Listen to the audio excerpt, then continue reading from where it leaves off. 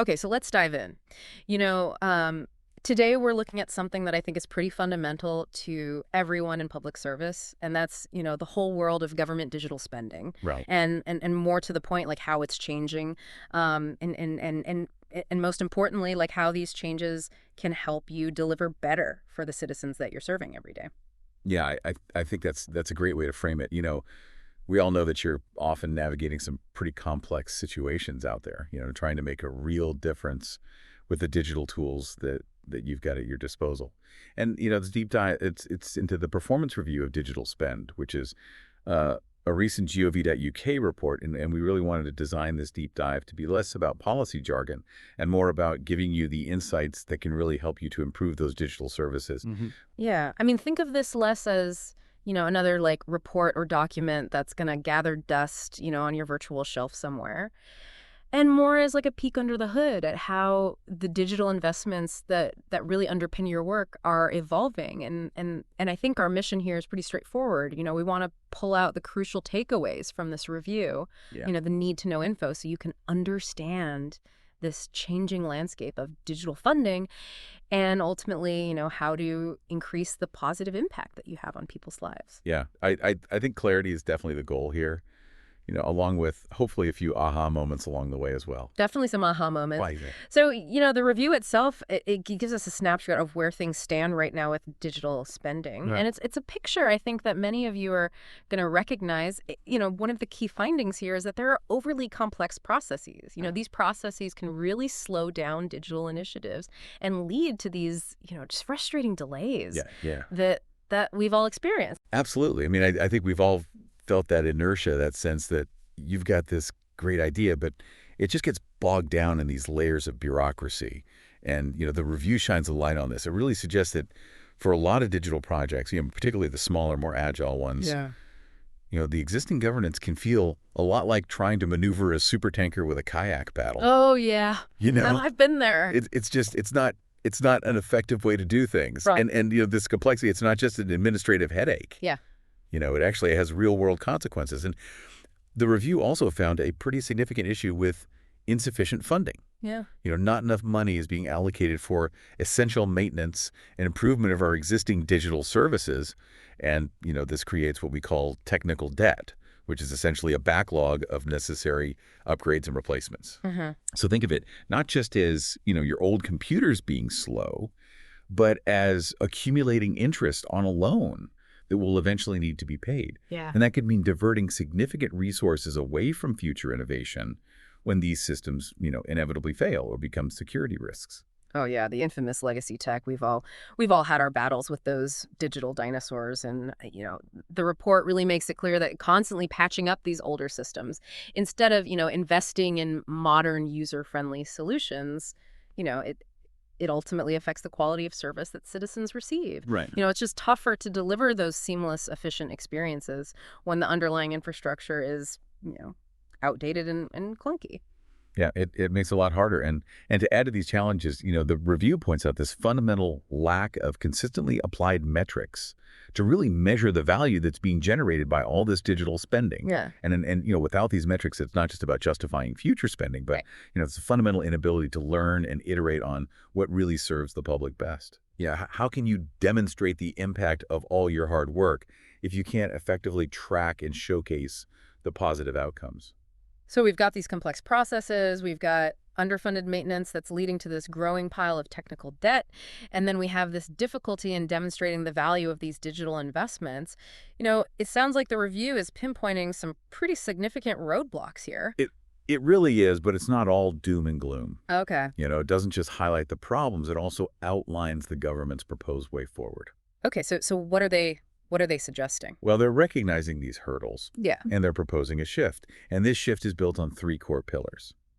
So think of these as the foundation for a more robust and effective approach to digital investment. Okay. And those pillars are testing alternative funding mechanisms, Okay. enhancing training and guidance, Mm-hmm. and improving outcome metrics and evaluation. Okay, so these are the overarching strategies for change. Let's delve into that first one. The alternative funding mechanisms. Hmm. This sounds like it has the potential to really shake things up. It does. So what exactly does the review propose here? Well, what's really interesting is the move away from, this rigid one-size-fits-all funding model. Yeah. The review is advocating for piloting several new approaches. Mm. And one of the key concepts is what they're calling staged funding. And this would be specifically for innovative technologies like AI. Yeah. So instead of needing to present, this huge detailed business case right from the get-go, funding would be released incrementally, and it would be contingent on demonstrating tangible progress at each stage. So it's more of an iterative approach. Exactly. Like a show us what you've got, and if Mhm. you can prove that, your AI-powered solution is actually delivering on its promises, then you unlock the next level of investment. Right. I mean, that could be really empowering for teams, to explore these cutting-edge solutions without being immediately overwhelmed by the need for, these massive upfront justifications based on potentially, speculative projections. It really could. This show don't tell aspect of staged funding. I mean, that sounds pretty promising for fostering innovation.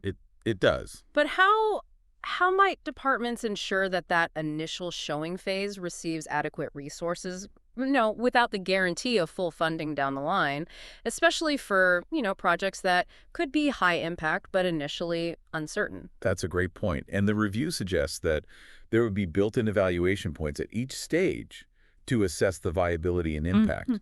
It's about balancing the need for that initial investment with the need to demonstrate real-world results before making any further commitment. Okay, I like that. Yeah, and another key model is performance-based funding. Okay. And this is for live digital services. And here, the funding levels are directly linked to the achievement of predefined, agreed-upon outcomes. So if a digital service is demonstrably improving things for citizens, leading to faster processing times, higher user satisfaction scores, whatever the key performance indicators might be, Yeah, then the funding stream remains secure and could even increase. So it really puts the emphasis on delivering tangible benefits to the public. it does. It directly connects the resources you need to the positive impact that you're having. And it creates this incentive for continuous improvement because the ongoing funding is tied to consistently delivering and even exceeding those agreed-upon outcomes. Yeah. Yeah, and the review also introduces the concept of portfolio outcome-based funding. And this one is designed for those larger, more complex digital initiatives that are focused on achieving long-term strategic goals, and it allows for greater flexibility in how the funding is allocated within that overall portfolio, enabling departments to adapt to evolving citizen needs and technological advancements without needing to, completely rewrite the business case every time they make a minor adjustment. Yeah, that sounds like it could really significantly reduce that bureaucratic drag. It could. Giving these teams more autonomy to effectively deliver on these broader strategic objectives. And that's the goal. And the final funding model that's highlighted in this section, focuses on a very vital area, mitigating risk associated with technical debt and bolstering cybersecurity. Right, and this acknowledges, how critical it is to maintain secure and reliable digital services that citizens depend on. And so departments are going to be expected to establish very clear risk appetites for technical debt and cybersecurity vulnerabilities, and their investment plans will have to prioritize addressing these areas even if the immediate financial returns aren't always apparent.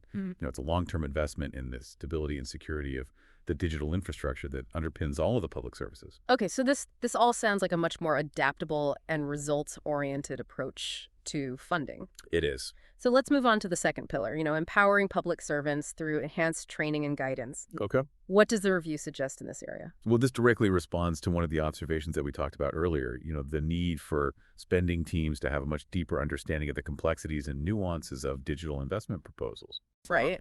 So the review recommends targeted DDT training programs, and that stands for Digital Data and Technology. Okay.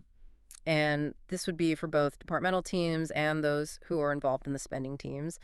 And the focus will be on developing better evidence funding bids and, making sure that they know how to effectively utilize these new agile funding models that we've been discussing. So it's about equipping the public servants on both sides of this funding equation Right. with the skills and knowledge they need to really clearly articulate the digital investment needs Yeah. and to navigate these evolving funding mechanisms. And that's a fundamental step towards making this new system work effectively. Yeah, absolutely. And the review also emphasizes a digital-first approach to the upcoming spending review in 2025. Yeah. It signifies a significant shift in priorities ensuring that the chief digital information officers, the CDIOs and those digital functions are involved much earlier in the process, when departments are formulating their spending plans. I mean, that's a really encouraging sign, bringing that digital expertise in at those initial stages, that should lead to more informed decision making Right. and ensure that digital considerations aren't an afterthought, Exactly. that they're integral to the overall strategy. They need to be part of the foundation of the strategy Yeah. from the beginning. Mm-hmm. And to further support this, the government is going to publish supplementary guidance on applying the Green Book principles. Right. And that's the central government's framework for the appraisal and evaluation of public sector spending. And this will be specifically for DDT business cases, with a particular emphasis on addressing the challenges that are associated with legacy technology. And the aim here is to provide much greater clarity and enable more effective investment proposals for modernizing those outdated systems. Okay, so we've covered those more flexible funding models, Yeah. the enhanced training and guidance, and now we arrive at that third pillar, a greater focus on measuring impact through clear outcomes. And this directly addresses that earlier point about the lack of those agreed upon metrics. It really does. The review strongly emphasizes the development and implementation of new outcome metrics that are specifically designed to track the real benefits of these digital investments. Okay. The fundamental shift here is moving beyond simply measuring outputs, things like the number of new features that are launched, and focusing on the actual impact on citizens' lives. Right. Are the services becoming more efficient? Are users reporting higher levels of satisfaction? Are those broader government outcomes being improved as a direct result of these digital investments? I mean, that's ultimately what it's all about, isn't it? Connecting the often invisible work of digital transformation to the tangible difference that it makes for the public. That's right. And it's good to see that they're bringing in the evaluation task force to provide expert advice on how to rigorously evaluate these high-value DDT investments, particularly those that are aimed at tackling that legacy tech. Yeah. This shows a real commitment to learning from past experiences and ensuring that future initiatives are built on a solid foundation of evidence and understanding of what truly delivers those results. Yeah, and what's also noteworthy is this longer-term perspective that's being adopted. Okay. The review indicates that the strategic decisions for the 2027 spending review are going to be based on clearly agreed upon priorities that are developed well in advance. Yeah. And this offers a much more stable and predictable environment for digital investment planning, allowing for more strategic and less reactive approaches. So it's not just about looking inwards, is it? The review also draws on international experiences and lessons learned from other countries. Right. It's always valuable to learn from the successes and challenges that other people have faced. So who are they looking to for examples of best practice? Well, they highlight examples such as New South Wales and Australia, which redesigned their digital funding model to be more incremental and really heavily focused on achieving specific outcomes. And then there's New Jersey in the United States, where they had a really sustained and continuous approach to modernizing their unemployment insurance system's IT infrastructure, and that yielded significant improvements in service delivery. And the U.S. Technology Modernization Fund also gets mentioned. It does. Doesn't it? And that's that centralized fund that government agencies can access to modernize those outdated IT systems with a strong emphasis on achieving quick, demonstrable wins alongside that long-term strategic impact. Right. And it's really interesting how they reinvest the savings that are generated by these modernization projects back into the fund. Yeah. Creating this virtuous cycle of continuous improvement. It's a great model. And closer to home, the review specifically points to gov.uk notifies a successful UK example of outcome-driven funding in action. Right. Its ability to rapidly scale and effectively handle this massive surge in demand for notifications during the pandemic, that really clearly demonstrated the power and agility of a flexible and outcome-oriented funding model. It really did. That's a really powerful and relatable example for many public servants. I think a tangible illustration of how agile funding can directly translate into better outcomes for citizens, when it matters most. Absolutely. So pulling all of this together, what are the fundamental principles that underpin this new direction in government digital spending? Well, the review boils it down to a set of core principles. Yeah. And it's all about actively reducing unnecessary bureaucracy, adopting a lean approach to development and deployment, accelerating the pace of delivery, focusing relentlessly on the services, products, and programs that directly benefit citizens. rather than those large abstract transformation initiatives, continuously improving our understanding of what actually works through robust measurement and evaluation, and really importantly, having mechanisms in place to allow for the early termination of projects that just aren't delivering the intended value. These principles, I mean, they really strike a chord. They speak directly to the frustrations that many public servants experience with, these overly complex processes and the shared desire to deliver real, tangible value quickly and efficiently for the people that they serve. It's about making a difference, Yeah. and that's what everybody wants to do. Exactly. So Mhm. what's the key message here? The big takeaway for our listeners, those dedicated public servants who are working tirelessly day in and day out.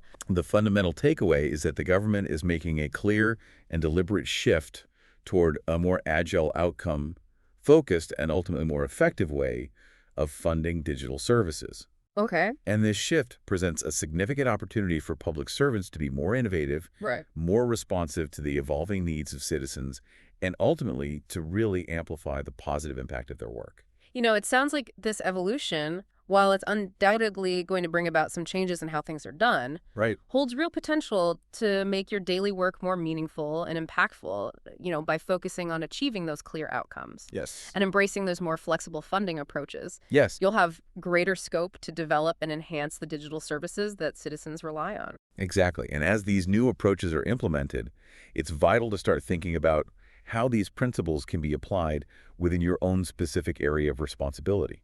Yeah. How could a stronger focus on defining and measuring clear outcomes, coupled with that more agile mindset towards funding and delivery, empower you and your teams to drive innovation and ultimately deliver even better experiences and results for the citizens that you serve? So as you're navigating your work this week, take a moment to consider these shifts. How might these new funding models and this increased emphasis on outcomes empower you and your team to make an even more tangible difference in the lives of the people you serve? It's a great question to ask. Yeah, it is. It's a dynamic landscape, and your understanding and your proactive engagement will be absolutely crucial to shaping its success. Absolutely. Thanks for diving deep with us. My pleasure.